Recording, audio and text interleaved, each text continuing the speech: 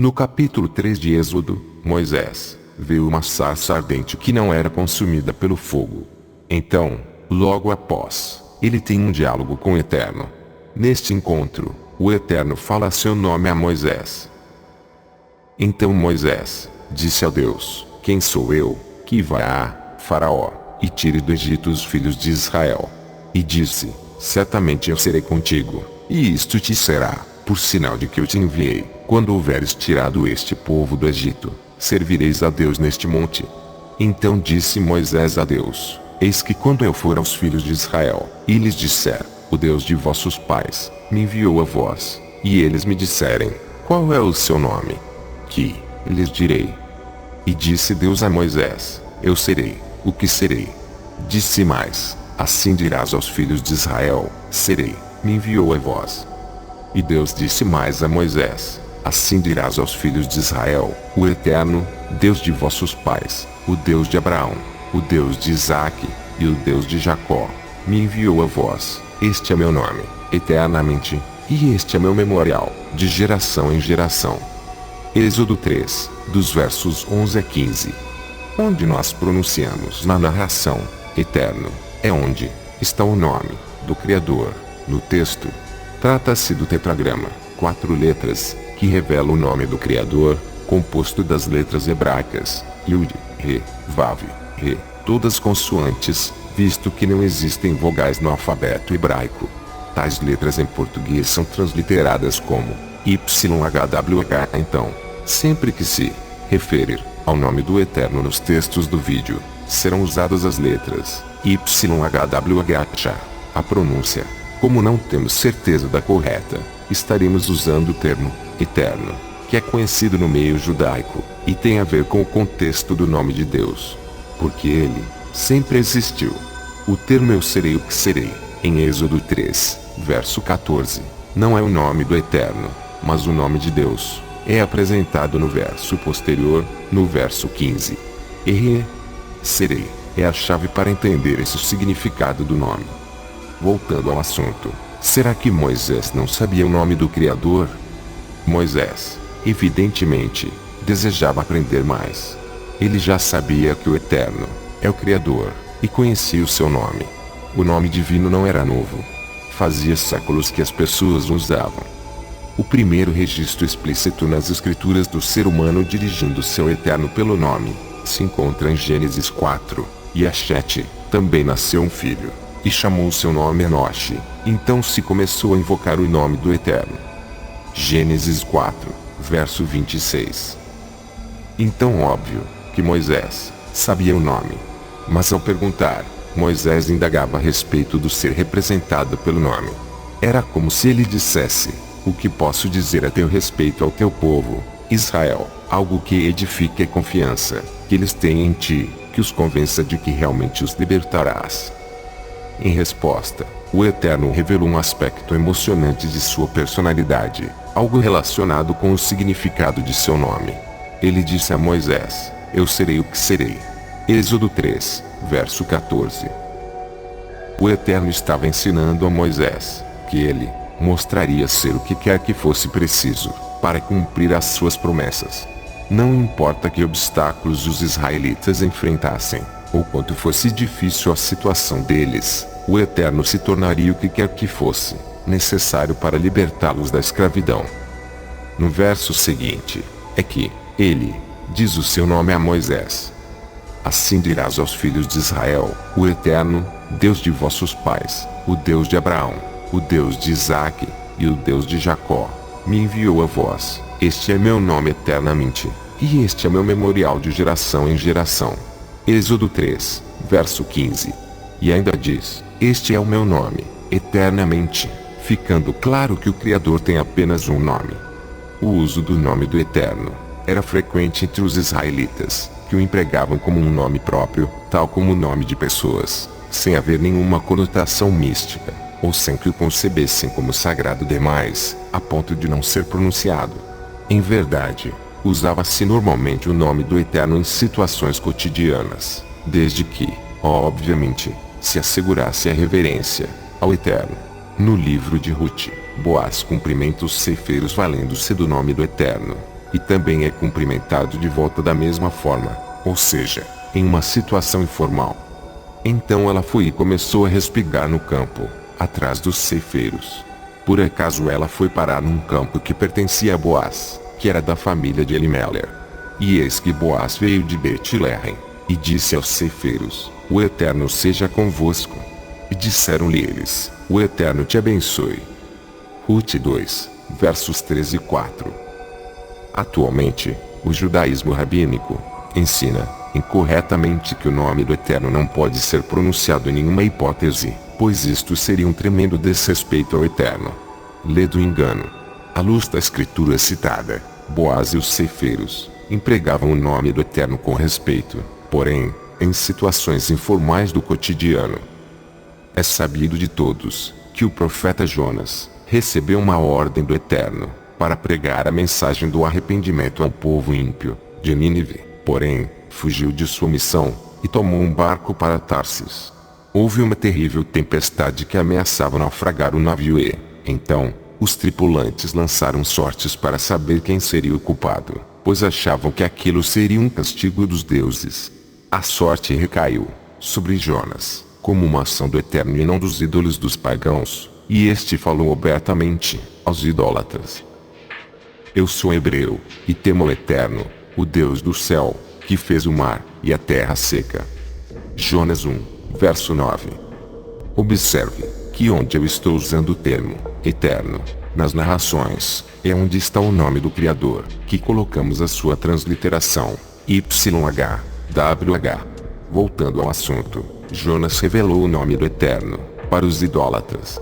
Ou seja, não entendia Jonas que o nome do Eterno deveria ser ocultado, pelo contrário, ele citou sem nenhum problema. A partir daí acontece algo muito interessante. Jonas pede para que aqueles homens o lancem no mar e, logo em seguida, os idólatras começam a clamar ao Eterno pelo seu nome. Então clamaram ao Eterno e disseram: Ah, Eterno, nós te rogamos que não pereçamos por causa da alma deste homem, e que não ponhas sobre nós o sangue inocente, porque tu, Eterno, fizeste como te aprouve. Jonas 1, verso 14. Parece que os idólatras terminaram se convertendo ao Eterno, se passaram a se tornar monoteístas, ou adotaram ao Eterno como mais uma divindade das várias. Em suas crenças politeístas não sabemos. Mas sabemos que jogaram Jonas no mar, e a fúria da tempestade cessou, ocasião em que temeram, pois, estes homens ao Eterno com grande temor, e ofereceram sacrifício ao Eterno, e fizeram votos. Jonas 1, verso 16. O relato citado nos mostra como é falaciosa a doutrina do judaísmo rabínico. Haja vista aqui, Jonas citou o nome do Eterno normalmente para idólatras, o que até fez que eles até mesmo se convertessem ao Eterno. Jonas, que por sinal era um profeta do Eterno, não entendia que o nome do Criador deveria ser ocultado. Esse mito parece ter tido origem na Babilônia, local que praticamente devastou a religião judaica, momento em que os judeus em grande parte abandonaram a Torá, ou a misturaram com conceitos idólatras. Quando os judeus foram levados ao cativeiro babilônico, ano 593 antes da Era Comum, eram constantemente insultados pelos idólatras, e estes blasfemavam o nome do Eterno. Para salvaguardar o nome do Eterno perante os pagãos, os mestres começaram a ensinar que os judeus não poderiam pronunciá-lo, pois seria indizível e sagrado. Desta forma, os pagãos não conheceriam o nome do Eterno e, consequentemente, não iriam insultá-lo. Na época em que foi escrita a Septuaginta, que é a tradução do Tanar para o grego, não foi preservado o nome do Eterno. O nome do Eterno foi substituído pela palavra grega Kyrios, Senhor, em português. Esta é a razão pela qual as Bíblias, em inglês, usam a palavra Lord, Senhor, e as Bíblias, em português, a palavra Senhor, no lugar onde no hebraico tem o nome do Criador. Então, o nome do Eterno passou a ser substituído por esses termos, e esta prática se alastrou antes mesmo do primeiro século da Era Comum. De acordo com o Talmud, o sacerdote parou de usar o nome do Eterno ao pronunciar as bênçãos. Assim, o nome sagrado somente poderia ser citado dentro do templo, conforme atesta a Mishnah. No templo, o sacerdote pronuncia o nome de Deus, como está escrito na Torá, ou seja, o tetragrama, e no país eles usam seu nome substituto, de Senhor. Fonte Sotá 7.6, e Sotá 37b, e 38a. No primeiro século, Flávio Joséfo menciona que não era lícito dizer o nome do Eterno, e esta proibição parece ter sido quase que universal em sua época. Moisés, não podendo, depois do que acabava de ver e ouvir, duvidar mais do efeito das promessas divinas, rogou a Deus que, no Egito, lhe desse o mesmo poder de fazer aqueles milagres com que o favorecia naquele momento, e acrescentasse a graça de ter se dignado fazê-lo ouvir a sua voz, a de lhe dizer o seu nome, a fim de que ele pudesse melhor invocá-lo, quando lhe oferecesse um sacrifício. Deus concedeu-lhe esse favor, que jamais fizera qualquer outro neste mundo, mas não me é permitido repetir esse nome. Após a destruição do segundo templo aproximadamente em 70 da Era Comum, o judaísmo farisaico baniu o nome do Eterno, prescrevendo uma halahá, no sentido de que o nome sagrado deveria estar escondido.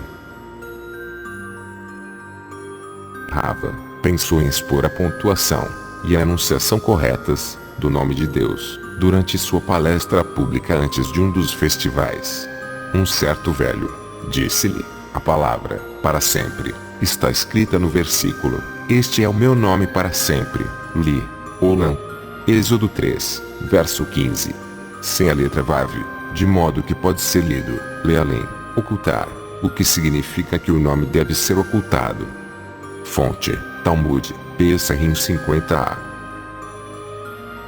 A declaração acima, a respeito de um assunto que os sábios transmitiam em particular, e, raramente, leva a Guemará a ensinar uma halahá semelhante. Rabba Barhana diz que Rabbi Yohanan disse: os sábios transmitem a pronúncia correta do nome de 4 letras de Deus aos seus alunos, uma vez a cada 7 anos, e alguns dizem 2 vezes a cada 7 anos.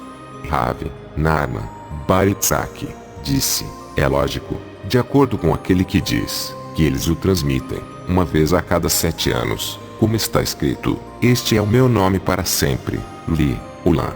Êxodo 3, verso 15, que é escrito, para que possa ser lido, Le, Alem, para se esconder. Isso indica que o nome divino deve permanecer oculto. A Guemará relata: Rava planejava expor e explicar a maneira correta de dizer o nome em um discurso público. Um certo ancião disse-lhe: está escrito para que possa ser lido, Lealem, indicando que deve ficar escondido. Fonte, Talmud, Kedushim 71a. Na seita dos essênios, tal prática também era adotada conforme nos mostra textos dos manuscritos do Mar Morto. Qualquer que falar em voz alta o mais sagrado nome do Eterno, seja em maldição, ou abruptamente, em um tempo de tribulação, ou qualquer outra razão, ou enquanto lê um livro, ou reza, ele deve ser expulso, e nunca mais deverá retornar à comunidade da Yahad. Um homem não deve jurar por Aleph e Lamed, Elohim, ou por Aleph e Dalet, Adonai, mas sim pelo voto daqueles que entram nos votos da aliança. Ele não deve mencionar a Torá de Moisés, porque o nome do Eterno está escrito por extenso nela, e se ele jurar por ela, então ele comete um pecado, ele terá profanado o nome.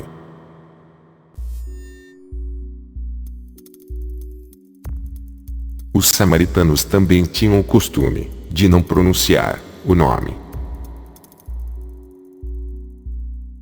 Os samaritanos nunca pronunciaram Yud, Rei, Vav, Rei, como uma palavra completa, mas sim as letras, uma após a outra, Yud, Ei, Ba, Ei, ou o apelido, Shema, que é igual ao nome. Fonte, Benjamin Sedaka, erudito e historiador samaritano. Tal prática não é bíblica. Existe um mandamento na Torá, que fala acerca de não pronunciar o nome do Eterno em vão, ou seja, de uma maneira falsa. Como, por exemplo, para mentir, ou fazendo um juramento, que não se pretende cumprir. Isso inclui também manchar a honra do Eterno, do seu ser. Falar dele falsamente, em vão, é uma transgressão grave.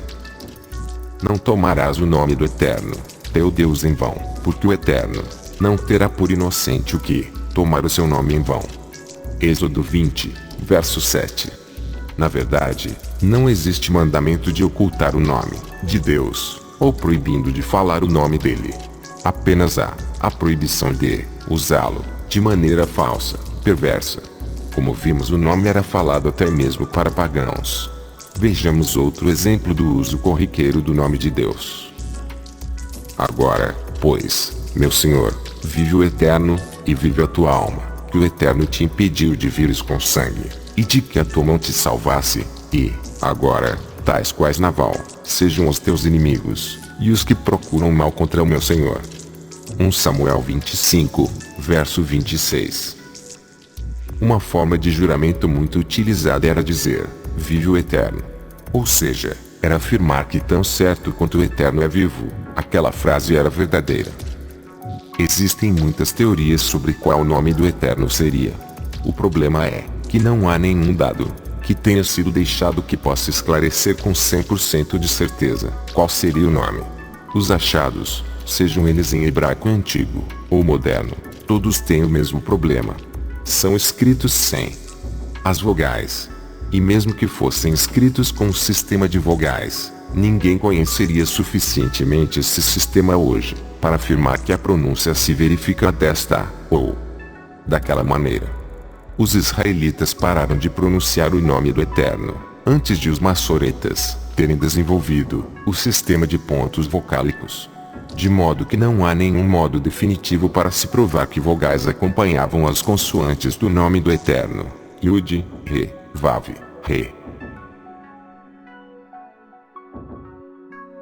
Tanto as tentativas antigas como as novas, para recuperar a pronúncia correta do nome hebraico, não foram bem sucedidas. Não se pode provar conclusivamente o Jeová, que se ouve às vezes, nem o padrão erudito, Yahweh.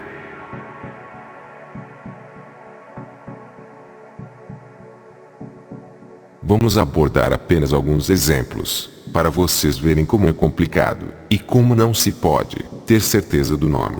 Talvez nenhuma teoria seja tão famosa quanto a de que o tetragrama se pronuncie Yahweh. Essa teoria foi popularizada por Gesênio, linguista do século XIX, e é, até hoje, a teoria mais aceita no meio acadêmico. A origem dessa teoria está em uma afirmação da parte de Teodoreto, bispo cristão do século V, que afirmou: os samaritanos o chamam o tetragrama de AB, enquanto os judeus, Ayá. Por essa teoria, a prática samaritana de pronunciar a letra Vav como Baá explicaria por que Teodoreto teria ouvido Iab no lugar de Yahweh.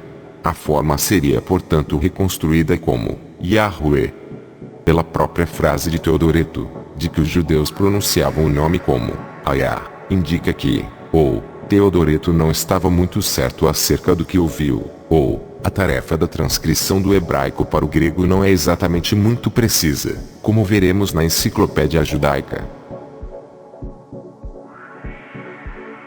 Foi em conexão com a magia que o tetragrama foi introduzido nos papiros mágicos e, com toda a probabilidade, nos escritos dos pais da igreja, essas duas fontes contendo as seguintes formas, escritas em letras gregas: 1.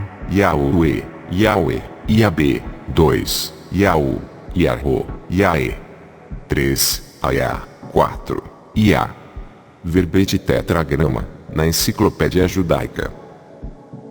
Tem um detalhe também que, conforme vimos anteriormente no vídeo, segundo o erudito e historiador samaritano Benjamin Sedak, os samaritanos também adotaram a prática de não pronunciar o nome de Deus.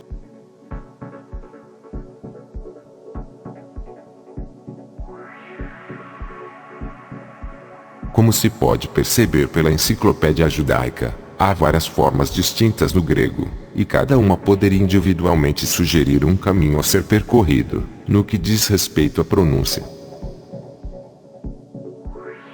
A segunda forma mais comum é a forma Iehova. Aqui no Brasil esse nome foi adotado por uma famosa seita, traduzindo como Jeová. Essa forma é basicamente a principal maneira como o tetragrama é escrito no texto massorético, que é o texto oficial judaico, com vocalização. O principal argumento favorável a essa forma está no fato de que o texto massorético foi produzido por escribas caraítas. Shilomo ben Buiá e Aaron ben Asher, os principais escribas envolvidos, eram caraítas proeminentes. O argumento de diversos acadêmicos, e mesmo de sábios na comunidade caraíta, seria o de que Ben Asher e os demais escribas caraítas não teriam concordado com o banimento rabínico ao nome do Eterno, e que portanto teriam produzido documentos que continham a forma adequada da pronúncia do nome. Porém, o Códice de Alepo é do século X. Mas, mesmo antes disso, no século IX, Daniel al-Qurmizi, que foi um conhecido erudito e líder caraíta, já escreveu o seguinte: não pronuncie o nome do Senhor conforme suas letras, além de Senhor, pois aquele que o fizer é passível de pena de morte, como está escrito, e aquele que proferir o nome do Senhor, ele certamente será morto. Quando pronunciar o nome. Levítico 24, verso 16, proferi-lo significa pronunciar o nome da pessoa.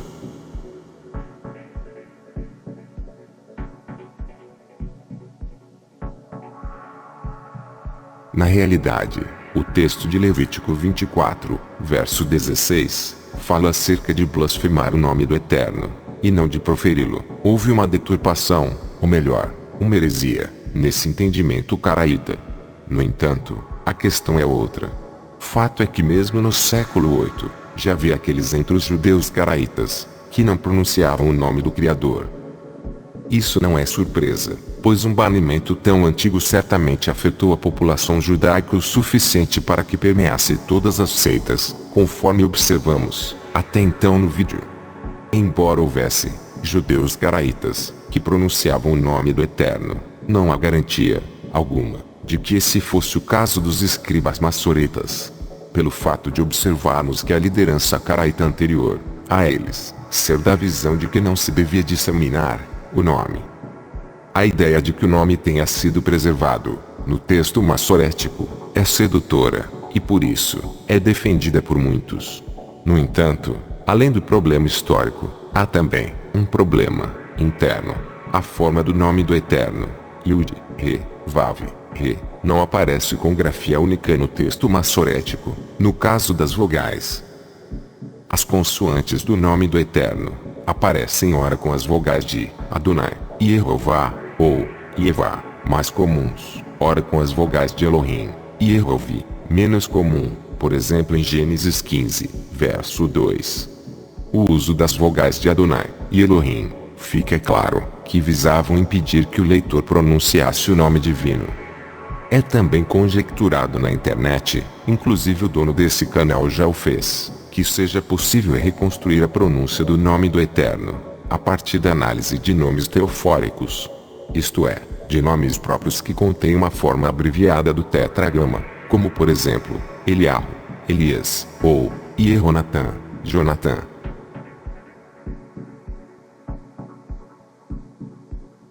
Existe uma razão pela qual as vogais no hebraico não eram escritas originalmente, e isso ocorre pela fluidez das vogais, que podem sofrer grandes mudanças de acordo com vários fatores, conjugação verbal, posição na frase, preposições, entre outras razões. Por exemplo, a palavra leve, que significa coração. Quando se diz meu coração, utiliza-se a expressão libi. A simples adição do sufixo yud, que indica o pronome possessivo, transforma completamente a palavra. A posição das letras, como elas se estruturam, mudará a sua vocalização. Não é porque alguns nomes teofóricos terminam com Iahu, que isso significa que o tetragrama se escreve dessa maneira. Essa teoria faz opção pela forma Iahu, ao afirmar que os escribas maçoretas utilizaram a forma Yerho no início das palavras como forma de ocultar o tetragrama. Se eles quisessem ocultar o nome eles iriam fazer do mesmo jeito com a forma Yahoo, que teriam feito com a forma Yahoo. Não tem sentido algum essa ideia. Também vale lembrar que não existe um padrão único e definido para os nomes teofóricos. Observe alguns usos comuns. Yehonatan, referência bíblica, 1 Samuel 14, verso 6. Yehu, no início. Eliehuenai, referência bíblica, 1 Crônicas 26, verso 3. Yehu, no meio. Eliahu, referência bíblica, 1 Reis 17, verso 1. Yahu, no final. Mihaehu, referência bíblica, Juízes 17, verso 1. Trigrama com som de Yehu, ao invés de Yehu. E no final. Yehu, referência bíblica, 1 Reis 16, verso 1. O trigrama neste caso forma o som de Ye, e consta no início da palavra. Em todos estes nomes teofóricos encontramos o trigrama, 3 letras do nome divino. Mas a fonética é diferente por causa das vogais. Observe também que este trigrama está encaixado em locais diferentes nesses nomes, provando que não existe um padrão único e definido. Alguns tentam apresentar a justificativa de que a forma Yehu teria tido suas vogais mudadas porque aparece no início do nome. No final do nome, supostamente não haveria necessidade porque não haveria risco de pronúncia do nome do Eterno. Por isso supostamente o correto seria Yahoo. Vale ressaltar, de imediato, que isso é pura conjectura. Mas, basta olharmos para o nome Eliehu Enai, que essa teoria cai por terra, pois vemos o uso da forma Yehu, não no começo, mas sim no meio de um nome. Pela teoria exposta, o nome deveria ser Eliahu Enai, mas não é. Além disso, a maioria das pessoas que propõe tais formas ignora completamente a forma Yehu, que também aparece ao final de um nome, como por exemplo, Mihaehu. Por que não seria esse um bom candidato? E o que dizer de Yehu, que traz ainda uma vogal completamente diferente? Como o último exemplo na imagem. Essa forma é absolutamente ignorada. Outro nome que também é cogitado é Yahoo, que supostamente encontraria evidências arqueológicas nas chamadas Cartas de Laques. As Cartas de Laques datam entre os séculos 6 e 7 de antes da Era Comum, e contêm diversos nomes teofóricos, tais como Gemariahu, Hisioyahu, Mataniahu, Hushayahu, Neriahu, etc. Qualquer pessoa que tenha um mínimo de familiaridade com o hebraico antigo, perceberá imediatamente que as cartas de Laquis não contêm nenhuma vocalização, são escritas unicamente utilizando consoantes. Ou seja, na realidade, a vocalização dos nomes com a forma Yahoo no final é uma construção especulativa, feita a partir da vocalização do texto massurético. As cartas de Laquis não poderiam esclarecer a pronúncia do nome do Eterno. Vimos os principais exemplos conjecturados por estudiosos do hebraico. Existem outras formas, sem provas também. Isto, sem levar em conta as formas absolutamente malucas, e que ignoram totalmente qualquer evidência linguística e gramatical, como a forma que ficou conhecida na internet, Yahoo. É humanamente impossível ser capaz de discernir, sem sombra de dúvida, nesse mar de alternativas, e a decisão acaba envolvendo muito mais uma questão de crença, do que uma evidência concreta.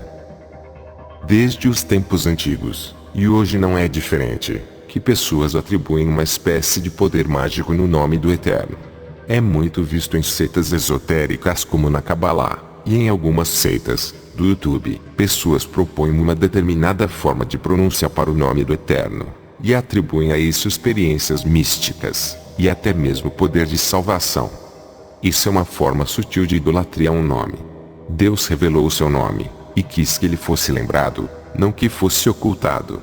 Mas, isso é totalmente diferente de atribuir ao nome dele poderes mágicos. Um exemplo claro de interpretação distorcida das escrituras que faz certas pessoas de forma blasfêmica atribuir ao nome de Deus poder mágico, e até mesmo usar como uma maneira de magia branca está em Joel 2, verso 32. E há de ser que todo aquele que invocar o nome do Eterno será salvo, porque no monte Sião e em Jerusalém haverá livramento, assim como disse o Eterno, e entre os sobreviventes, aqueles que o Eterno chamar. Observe que essa é uma situação em um determinado contexto. Mas será que o Eterno em sua justiça só traria livramento para quem souber pronunciar as sílabas mágicas? E, se um pagão soubesse pronunciar no caso, será que ele receberia livramento, e um justo que não pronunciasse tal nome pereceria? Horas, isso não seria uma prática proibida pelo Eterno? Isso é magia. Poxa, ele proíbe isso nas escrituras terminantemente. O nome dele agora virou uma senha de sociedade secreta.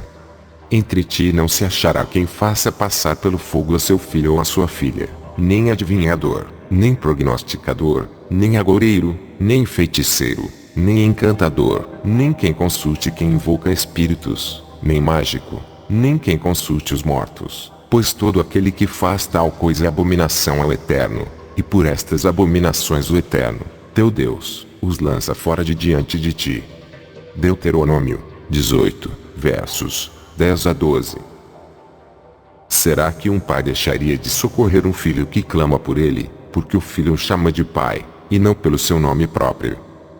O rei Davi era um que clamava ao Eterno não apenas pelo seu nome, mas o chamava de Elohim, Deus em português, e era atendido. Ó Deus, não estejas em silêncio, não cerres os ouvidos nem fiques impassível, ó Deus, porque eis que teus inimigos se alvoroçam, e os que te odeiam levantaram a cabeça. Salmo 83, 1 e 2.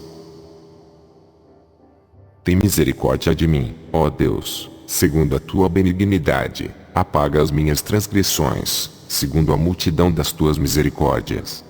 Salmos 51, verso 1. A minha alma espera somente em Deus, dele vem a minha salvação. Só ele é a minha rocha, e a minha salvação é a minha defesa, não serei grandemente abalado.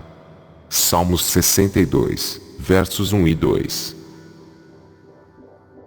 Contextualizando, oração e livramento no mesmo salmo.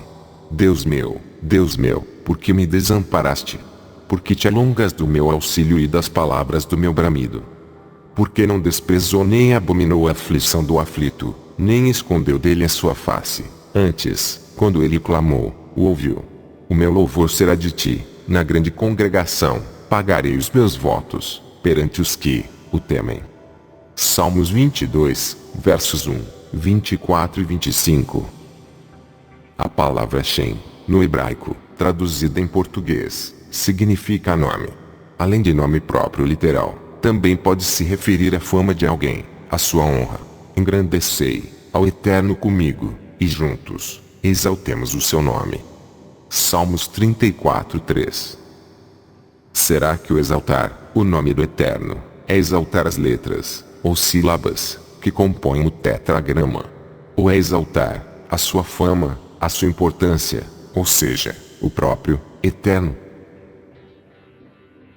Fala a Arão e a seus filhos dizendo: assim abençoareis os filhos de Israel, dizendo-lhes: o Eterno te abençoe, e te guarde, o Eterno faça resplandecer a sua face sobre ti, e tenha misericórdia de ti, o Eterno sobre ti levante a sua face, e te dê a paz. Assim porão o meu nome sobre os filhos de Israel, e eu os abençoarei. Número 6, versos 23 a 27. Essa passagem também é interpretada por muitos de maneira mística, mas como já disse, o Eterno não trabalha com magia, pelo contrário, ele abomina tal prática. Colocar o nome do Eterno sobre os filhos de Israel não significa imprimir-lhes misticamente 4 letras sagradas, mas sim que a autoridade estava sendo concedida aos sacerdotes para agirem em nome do Eterno, e assim abençoarem o povo e herdá-la a semente de seus servos, e os que amam o seu nome habitarão nela. Salmos 69, verso 36. Será que os que habitarão em Sião serão os que amam as letras e sílabas do tetragrama, ou o nome a que é uma referência ao próprio Criador. Horas, invocar o nome do Eterno se refere a chamar por ele. O misticismo porco da Kabbalah e outras seitas usam tetragrama para supostamente afastar más energias ou supostamente atrair bênçãos. Isso seria invocar o nome do Eterno? Na verdade, isso é fazer do nome do Eterno um amuleto, uma prática idólatra e de magia. Alguns hereges idólatras do nome do Eterno tentam difamar quem se abstém de usar nomes, como o dono desse canal, que pronuncia Eterno, Criador, entre outros termos. Faço isso para não pronunciar algo que não tenho certeza. Pois tenho certeza que supostamente saber um nome e não ter um relacionamento diário com o Criador não vale nada. Vou mostrar uma passagem que usam. Até quando sucederá isso no coração dos profetas que profetizam mentiras, e que só profetizam do engano do seu coração, os quais cuidam fazer com que o meu povo se esqueça do meu nome, pelos seus sonhos que cada um conta ao seu próximo, assim como seus pais se esqueceram do meu nome, por causa de Baal. Jeremias 23, versos 26 e 27. Passagens nos profetas que falam acerca do povo de Israel esquecer do nome do Eterno, não se referem ao esquecimento da pronúncia, que foi algo ocorrido muito tempo depois, mas sim ao esquecimento do próprio Eterno. Esquecer o nome é uma maneira de se referir ao esquecimento do próprio Criador. Já vimos que o Eterno atendeu orações de Davi, quando o mesmo chamou o Criador de Deus. Temos mais exemplos de que o Eterno não é contrário ao ser chamado de alguns termos, como Deus, ou no hebraico, Elohim. É de que ele mesmo se apresenta como Deus de Abraão, Isaque e Jacó, ou até mesmo como Deus de Israel.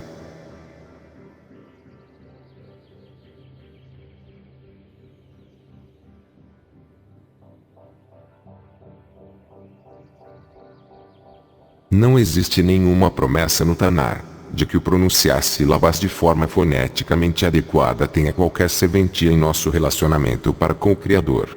Mas existem centenas de passagens que nos asseguram que aquele que vive a sua Torá é quem habita em sua presença.